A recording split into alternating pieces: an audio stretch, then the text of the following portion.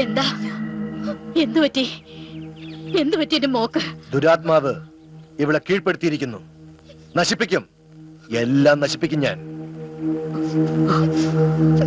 എന്റെ ദേവി, എന്തിനാ എന്റെ കുട്ടികളെ ഇങ്ങനെ പരീക്ഷിക്കുന്നത്? എന്ത് ത്യാഗം സഹിച്ച് ഉത്സവം നടത്തിക്കോളാമേ.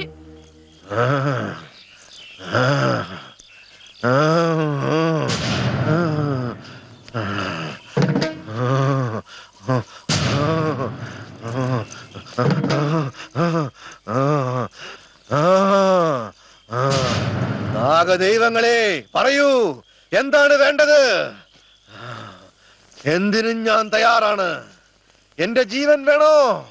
ബലിയായിട്ട് നൽകാം. ഉത്സവം ഭംഗിയാക്കണം. പിന്നെ ആരുടെ ജീവനാണ് വേണ്ടത്?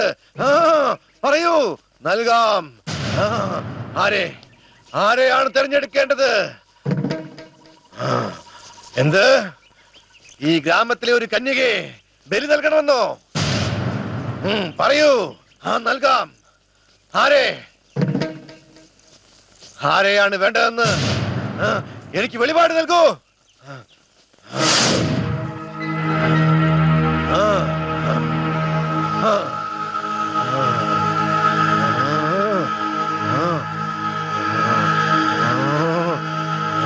നാഗദൈവങ്ങളെ, എനിക്ക് കാണിച്ചു തരൂ. ബലി നൽകുവാനുള്ള കന്യകയെ എനിക്ക് കാണിച്ചു തരൂ.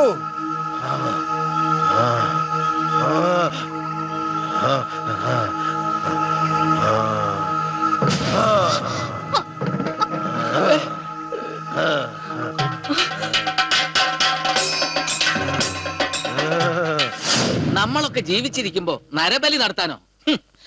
അത് സമ്മതിക്കൂല. ആ പെങ്കൊച്ചിനെ ജീവനോടെ കൊന്നിട്ട് കിട്ടുന്ന പുണ്യൊന്നും നമുക്ക് വേണ്ട. അത് രാഘവ, വായി തോന്നിന്ന് പറഞ്ഞ് വെറുതെ ദൈവശാപം പിടിച്ചു വെക്കണ്ട.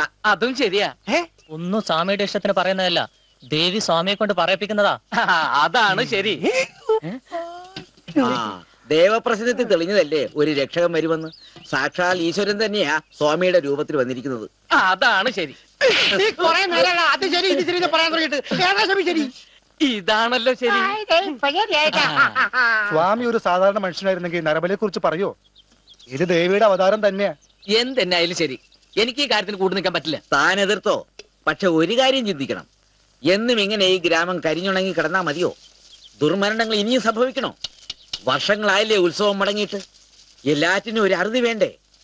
ഈ ഗ്രാമം ദിവസം തോറും നശിക്കുന്നതിലും ഭേദമല്ലേ അറിഞ്ഞുകൊണ്ടൊരു ജീവൻ ദേവിക്ക് കുരുതി കൊടുത്ത് ഈ ഗ്രാമത്തെ രക്ഷിക്കുന്നത്? നരബലി നടക്കും. ഈ ഗ്രാമം രക്ഷപ്പെടും. നമ്മൾ ആരും എതിർക്കില്ല. രാഘവൻ